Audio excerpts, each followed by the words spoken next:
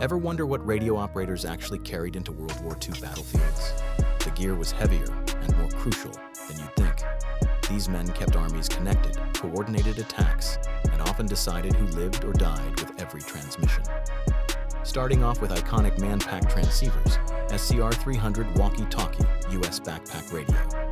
The SCR-300 was the first true FM backpack radio, famously seen in nearly every World War II movie. Weighing over 30 pounds, it offered clear voice communication over the static of battle, becoming the lifeline of American infantry companies. SCR-536 handy-talkie, US handheld. Often confused with the walkie-talkie, this handheld unit looked like a giant brick telephone. It had no power switch. You simply pulled out the antenna to turn it on. It was perfect for platoon leaders coordinating close-range assaults. Torn.Few.D2 Tornister, German backpack radio.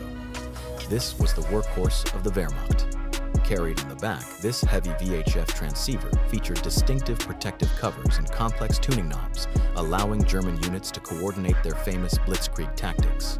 Wireless set number 18, British backpack radio. The standard man-pack for British forces. It was a heavy, boxy metal unit that often required a second man just to carry the extra batteries during long marches across Europe or North Africa. Wireless set number 38, British chest-mounted. Designed for commando operations, this radio was worn directly on the operator's chest. It allowed for adjustments on the move, though the dangling wires were known to snag on dense vegetation.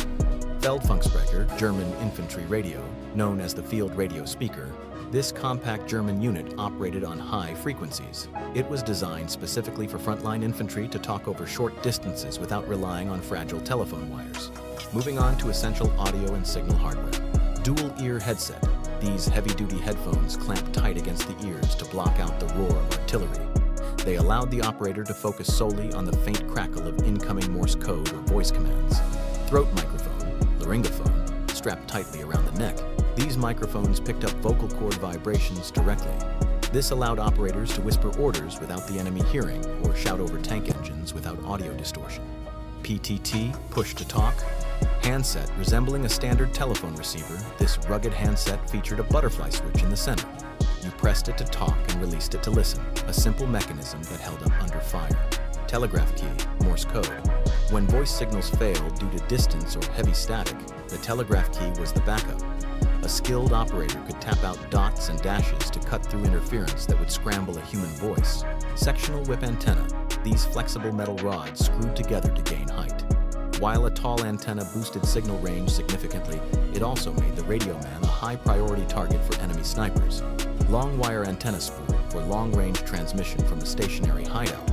Operators unspooled this copper wire and strung it between trees, effectively turning the forest itself into a broadcasting tower. Now let's look at cryptography and mission tools. Signal operating instructions, SOI. Codebook, the Bible of radio communications. It listed frequencies, call signs, and daily passwords. Losing this book to the enemy was a court-martial offense, as it compromised the entire network. Field message logpad. Every message sent or received had to be documented here. In the heat of combat, scribbling legible coordinates onto this paper pad while taking fire required nerves of steel. Encryption cipher disk, a simple manual tool used to scramble messages. Before broadcasting, the operator would spin the wheels to encode vital intelligence into meaningless gibberish that the enemy couldn't understand. Map case with grease pencils.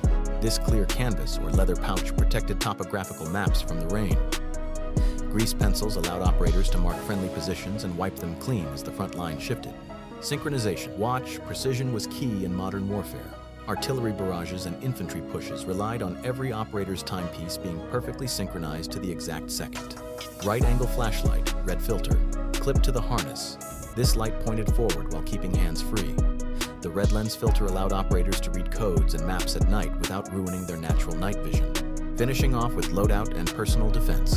Radio carrying frame, Josh harness, a metal and canvas torture device designed to distribute the radio's crushing weight. After a 10-mile hike, the straps on these frames would dig mercilessly into the operator's shoulders. Canvas accessory satchel, the catch-all bag for spare vacuum tubes, wires, and tools. If a radio broke down in the field, the fix had to come from whatever was stored inside this pouch. M1 carbine, lightweight operator weapon.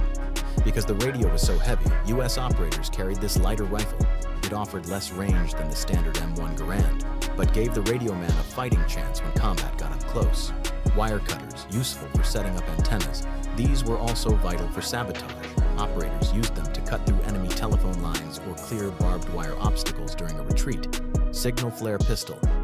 When the radio was dead or radio silence was strictly enforced, this pistol shot a burning magnesium star into the sky to signal the start of an attack or mark a position. Grounding stake, a simple metal rod driven into the earth. It was a technical necessity that improved signal clarity and protected the operator and equipment from static buildup or lightning strikes.